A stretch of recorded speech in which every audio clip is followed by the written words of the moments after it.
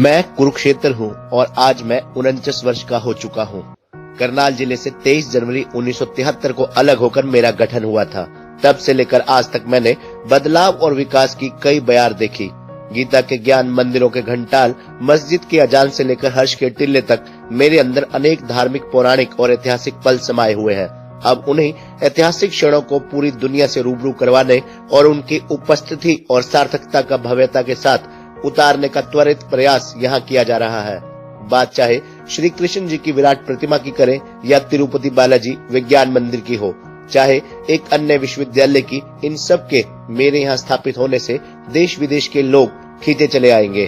शाश्वत धर्म की नगरी कुरुक्षेत्र आज एक जिले के रूप में 49 बरस की हो गई है।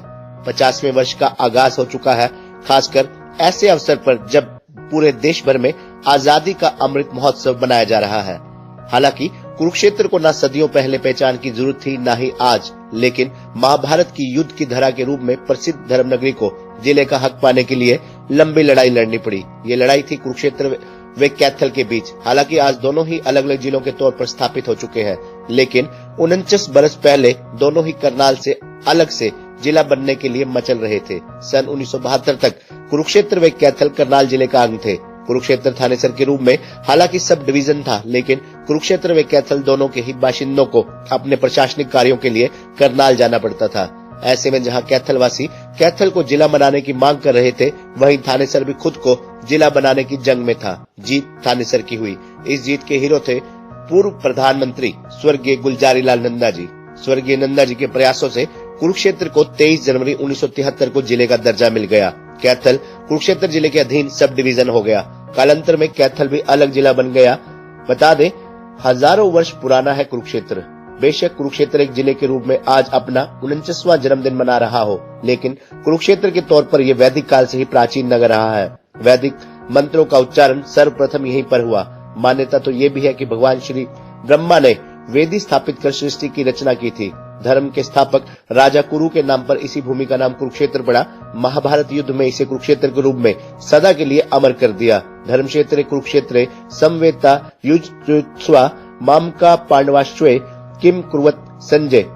श्रीमद् भागवत गीता में उपरोक्त श्लोक से पता चलता है कि महाभारत का युद्ध से पहले कुरुक्षेत्र नाम प्रसिद्ध था। राजा कुरु कौरवों और पांडवों के पूर्वज थे, उनके नाम पर इसका नाम कुरुक्षेत्र पड़ा। राजा कुरु से पूर्व इस पवित्र स्थान का नाम ब्रह्म क्षेत्र, भृगु क्षेत्र, आर्यव्रत, समंत पंचक आदि था और ये सभी महाभारत में वर्णित है। कुरुक्षेत्र सरस्वती व दृश्यवृत्ति नदी के मध्यवर्ती क्षेत्र है। श्रीमद् भागवत गीता में कुरुक्षेत्र को धर्म क्षेत्र की संज्ञा दी गई है। वैदिक युग में धार्मिक स्थानों पर प्राण त्यागना वीरों की विशेष इच्छा होती थी। संभवतः इसलिए यहाँ महाभारत का युद्ध हुआ। कुरुक्षेत्र में गीता के अलावा महाभारत व अन्य धर्म ग्रंथों की रचना हुई। महर्षि वेदव्यास ने महाभारत व आदि पुरुष मनु ने मनुस्मृति की रचना की। वेदों में भी श्री कुरुक्षेत्र का जिक्र आता है। वेद महाभारत से प्राचीन है। यजुर्वेद की नेत्रायणी शाखा में कुरुक्षेत्र शब्द लिखा मिलता है। पैतृ आरण्यक शाखा में कुरुक्षेत्र की सीमाओं का उल्लेख है, जिसमें कहा गया है कि उसके उत्तर में त्रिगुण, जिसे आज शुग, और दक्षिण में खांडव, जिसे आज दिल्ली का इलाका मानते हैं, स्थापित है, जबकि पूर्व में यमुना व पश्चिम में मरु प्रदेश बताया गया है। धर्मनगरी बाहरी आक्रमणों की भी साक्षी रही है। गीता उपदेश स्थली तीर्थ पर स्थित भगवान शिव मंदिर आज भी इसका प्रत्यक्ष प्रमाण है। गजनी और गौरी जैसे शासकों ने यहाँ के तीर्थों को नष्ट किया था। वहीं मुगल शासकों ने जजिया कर तक यहाँ के तीर्थों पर वसूला। कहा जाता है कि ब्रह्म सरोवर के मध्य जहाँ आज पुरुषोत्तमपुरा बाग है, वहाँ मुगल शासक और औरंगजेब के शासन ने चौकी स्थापित की थी। मुगल सेना के सिपाही यहाँ स्नान करने और यहाँ जल ले जाने वाले हिंदू तीर्थ यात्रियों से जजिया कर वसूलते थे। बता दें, कुरुक्षेत्र ही वही नगर है जहाँ राजा कुरु ने धर्म की स्थापना की थी। कहावत है कि उन्होंने धर्म की खेती के लिए अपने शरीर को बीज के तौर पर यहाँ बिखेरा था, जिससे प्रसन्न हो भगवान विष्णु ने उन्हें आशीर्वाद दिया और वर मांगने को कहा। राजा कुरु ने एक वर ये मांगा कि यहाँ मृत्यु को प्राप्त होने वालों को मोक्ष की प्राप्ति हो। यही वजह है कि किसी के अंतिम संस्कार के बाद उसकी अस्थियों का विसर्जन करने के लिए हरिद्वार जाना नहीं पड़ता। ये भूमि कई महान ऋषि मुनियों की तपोस्थली रही है। विभिन्न धर्मों के पीर पैगंबर यहाँ पधारे। सिखों के 10 गुरुओं के चरण इसी भूमि पर पड़े। कुरुक्षेत्र पर जहाँ मुगल सम्राट अकबर यहाँ पहुंचे, वहीं गुरु नानक देव भी आए। संवत 15 मार्च 1727 में गुरु तेग बहादुर साहब स्थानेश्वर मंदिर के पास ठहरे, जहां आज गुरुद्वारा स्थापित है। बता दें, कुरुक्षेत्र न केवल कुरु व महाभारत की भूमि है, बल्कि तीर्थों व सरोवरों की नगरी भी है। धर्म नगरी के 48 कोस में 360 तीर्थों का वर्णन मिलता है। यही 4 वन व 4 सर स्थित है। धर्म नगरी कुरुक्षेत्र की महत्ता यहाँ स्थित 2 प्रमुख सरोवरों ब्रह्म सरोवर व स्नेह सरोवर की वजह से भी है।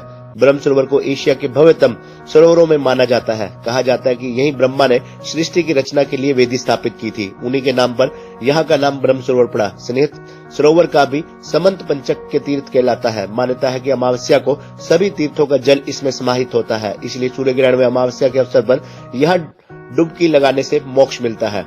महाभारत युद्ध कब लड़ा गया, इसे लेकर विद्वानों के अलग अलग मत है। कोई इतिहासकार 5000 वर्ष पूर्व पहले महाभारत युद्ध काल मानता है, तो किसी ने इसकी तिथि 3000 वर्ष पूर्व बताई है। पुराणों व अन्य ग्रंथों में वर्णित श्लोकों के आधार पर ये तिथियां तय करने का प्रयास किया गया है। वहीं पुरातात्विक दृष्टि से प्राचीन अवशेषों के आधार पर महाभारत काल का पता लगाने का प्रयास किया गया। पेडेंट गेरेवियर अर्थात धूसर चित्रित मृदभांड के अवशेष महाभारत कालीन माने जाते हैं। विष्णु पुराण में एक श्लोक आता है कि यावदा परीक्षिता जन्मम यावदा नंदाभिषेनम एदत् वर्ष सहस्त्र शुगाए 50 सदुत्रम अर्थात राजा परीक्षित के जन्म से राजा नंद के अभिषेक के बीच 1050 वर्ष का अंतर है। राजा नंद का अभिषेक 360 वर्ष पूर्व हुआ था, जबकि परीक्षित का जन्म महाभारत के समय में हुआ। इस लिहाज से यह तिथि 1410 ईस्वी पूर्व बैठती है, यानी आज से 3420 वर्ष पूर्व महाभारत युद्ध लड़ा गया। वहीं ऐहोली से मिले शिलालेख के आधार पर यह तिथि 3137 ईस्वी पूर्व बताई गई है। यह शिलालेख राजा पुलकेशिन द्वितीय के समय का है।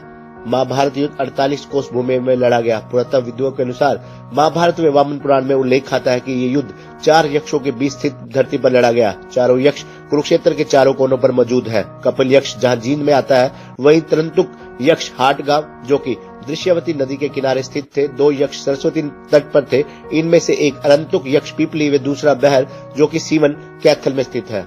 बता दें, कुरुक्षेत्र नाम से कोई शहर नहीं था, लेकिन थानेसर के आसपास का पूरा इलाका कुरुक्षेत्र कहलाता था। सब डिवीजन थानेसर के नाम से ही थी। कुरु की भूमि होने के नाते जिले का नाम दिया गया कुरुक्षेत्र।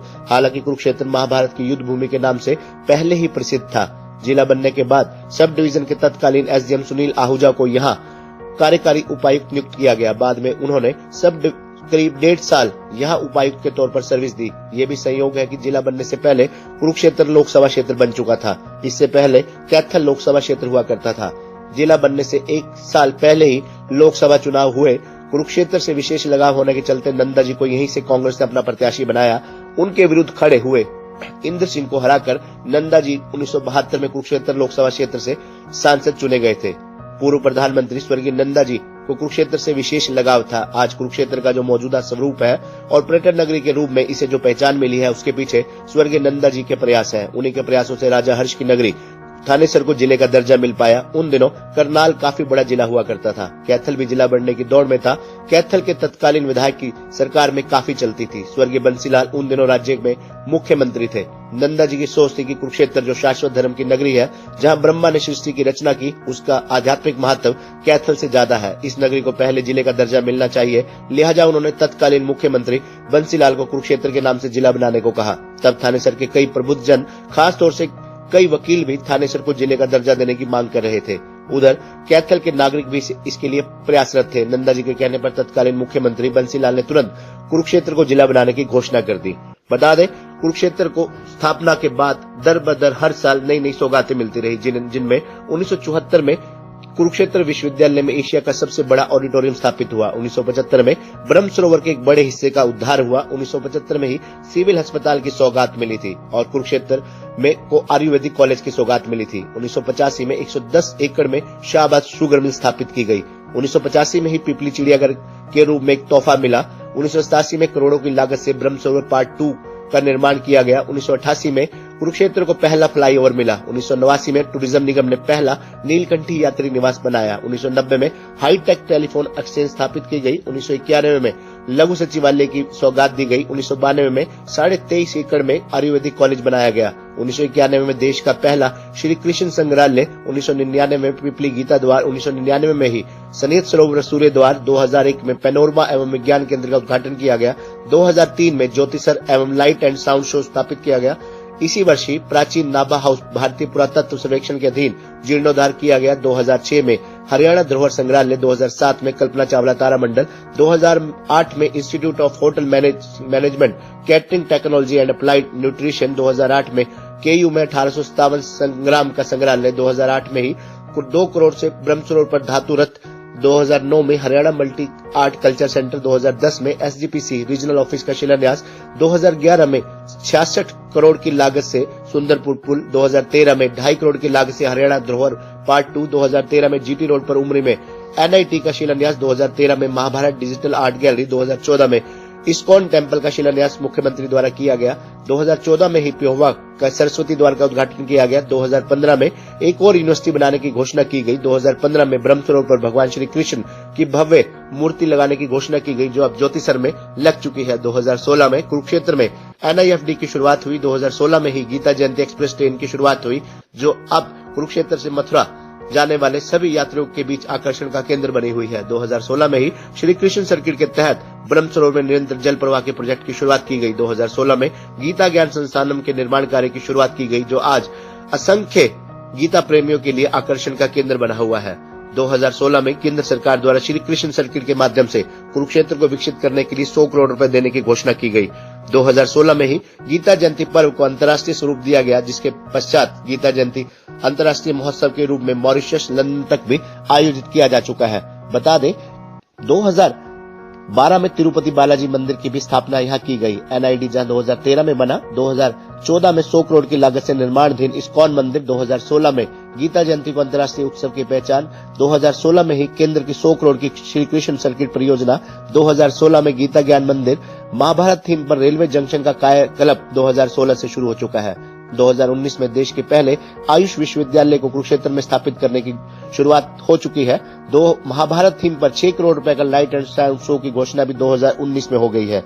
एलएनजी अस्पताल की नई सौगात कुरुक्षेत्र वासियों को मिली है। ज्योतिसर में भगवान श्री कृष्ण का विराट स्वरूप इस वर्ष 2021 में स्थापित हो चुका है। बता दें इन सब के अलावा वर्तमान में बड़ी परियोजनाओं पर भी कार्य चल रहा है जिसके तहत 253 करोड़ रुपए की लागत से एलिवेटेड रेल ट्रैक का निर्माण किया जा रहा है। 56 करोड़ रुपए में पीपली से 3rd गेट तक 6 लेन बनाई जा रही है। ज्योतिसर में इस्कॉन मंदिर लगभग बनकर तैयार हो चुका है। विश्वविद्यालय खेल परिसर में हॉकी एस्ट्रोटर्फ बनाया जा रहा है। 16 करोड़ की लागत से light and sound show Brahma Sarovar पर स्थापित किया जा रहा है। पटियाला से हरिद्वार 4 लेन सड़क स्थापित करने का प्रयास किया जा रहा है। इसी प्रकार पटियाला से हरिद्वार की योजना पर भी काम किया जा रहा है।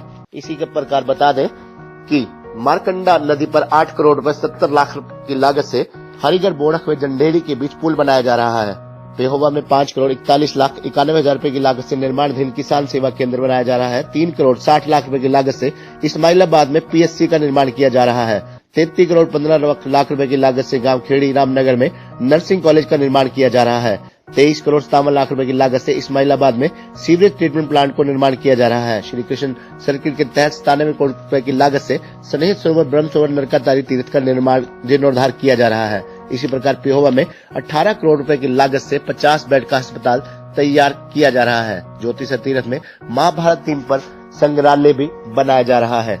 बता दें कुरुक्षेत्र के जन्म दिवस पर आज जहां इस बात का भी उल्लेख करना जरूरी है कि कुरुक्षेत्र के विकास में सही मायनों में जहां अनेक असंख्य साधु संतों का, गीता मनीषियों का योगदान रहा है, इसी के चलते कुरुक्षेत्र आज अपना 49वां बेमिसाल साल पूरे कर 50वें वर्ष के सुनहरे आगाज में कर रहा है। आज कुरुक्षेत्र का जन्मदिन है। बता दें श्री कृष्ण आयुष विश्वविद्यालय की स्थापना भी कुरुक्षेत्र में 2017 में हुई थी। विश्वविद्यालय के अंतर्गत 9 निजी व सरकारी आयुर्वेदिक कॉलेज और एक होम्योपैथिक कॉलेज है। इनमें bachelor of Ayurveda medicine and surgery, bachelor of homeopathic medicine and surgery और स्नातकोत्तर में 1600 विद्यार्थी शिक्षा प्राप्त कर रहे हैं। विश्वविद्यालय के बाद प्रदेश में आयुर्वेद के 5 विषयों में स्नातकोत्तर शुरू हुई जबकि 9 में स्वीकृति बाकी है। इससे पहले प्रदेश में एकमात्र श्री कृष्ण राजकीय आयुर्वेदिक कॉलेज ही जिले में था। प्रदेश का पहला विश्वविद्यालय भी कुरुक्षेत्र में ही है। 11 जनवरी 1957 को देश के प्रथम राष्ट्रपति डॉक्टर राजेंद्र प्रसाद ने कुरुक्षेत्र विश्वविद्यालय की स्थापना की थी। ये प्रदेश का पहला विश्वविद्यालय था जिसकी शुरुआत महज संस्कृत विभाग के साथ हुई। विश्वविद्यालय में आज 47 अलग अलग विभाग हैं। इसमें 10 फैकल्टी और 7 जिलों के 265 महाविद्यालय जुड़े हुए हैं। इनमें से 10 लाख विद्यार्थी शिक्षा ग्रहण कर रहे हैं। कुरुक्षेत्र विश्वविद्यालय प्रदेश से भी पुराने इतिहास को समेटे हुए है। यहीं पर हरियाणा का धरोहर संग्रहालय है, जहां पर हरियाणवी संस्कृति की हर छोटे बड़े पहलुओं को संजोया गया है। इस विश्वविद्यालय में शिक्षा ग्रहण कर यहाँ के विद्यार्थी विश्व भर में नामचीन पदों पर सेवाएं प्रदान कर रहे हैं। 2002 में कुरुक्षेत्र को राष्ट्रीय प्रौद्योगिकी संस्थान मिला। इस संस्थान को राष्ट्रीय महत्व के संस्थान का दर्जा हासिल है।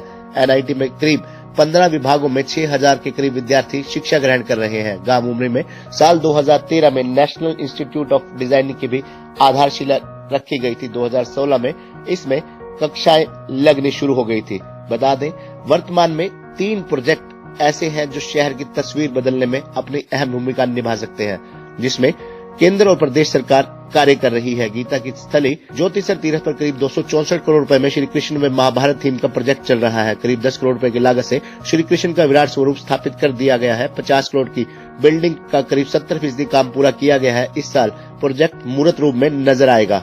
वहीं शहर को 5 फाटकों से निजात दिलाने के लिए थानेसर का सबसे बड़ा project Kurukshetra Narwara rail line पर single line elevated rail track है। ये प्रदेश में रोहतक के बाद दूसरा रेल ट्रैक होगा। ये ट्रैक करीब 6 किलोमीटर लंबा है। कुरुक्षेत्र के 5 रेलवे फाटकों को कवर करेगा। प्रोजेक्ट पर 218.68 करोड़ की राशि खर्च की जाएगी। इस प्रोजेक्ट पर HRIDC कंपनी कार्य कर रही है। कंपनी ने 15 दिसंबर 2020 को कार्य की शुरुआत की थी। कंपनी 14 जून 2023 को कार्य पूरा कर रेलवे को सौंपेगी। अभी तक कंपनी ने अपना 50% कार्य पूरा कर लिया है। विधायक सुभाष सुधा का ये ड्रीम प्रोजेक्ट था, जिसे लोग असंभव मान रहे थे, परंतु विधायक सुभाष सुधा के प्रयासों से इस प्रोजेक्ट पर काम शुरू हुआ। विधायक सुभाष सुधा के अनुसार इस प्रोजेक्ट के पूरा होने पर शहरवासियों की सबसे बड़ी मांग पूरी होगी। इसी प्रकार रिंग रोड से भी शहर की तस्वीर बदलने की पूरी संभावना है। कुरुक्षेत्र में रिंग रोड प्रस्तावित है। ज्योतिसर गांव में दिल्ली पब्लिक स्कूल के नजदीक से बाईपास शुरू होना है। ये मिर्जापुर गांव से होते हुए NH44 पर जिरबड़ी गांव के पास GT रोड से कनेक्ट किया जाना है, जिसकी लंबाई 23 किलोमीटर होगी। यहाँ से उमरी गांव से होते हुए मथाड़ा गांव के पास लाडवा यमुनानगर स्टेट हाईवे में जुड़ेगा। जिरबड़ी से मथाड़ा तक बाईपास की लंबाई 5 किलोमीटर होगी। बाईपास पर 4 ओवरब्रिज बनाने का प्रस्ताव है। एक overbridge Delhi Ambala railway track और दूसरा कुरुक्षेत्र नरवाड़ा रेल लाइन पर बनाया जाना है। इसकी तरह दूसरी तरफ बाईपास बनाया जाना है। खबरनामा हरियाणा के लिए डॉक्टर राजेश वधवा की रिपोर्ट।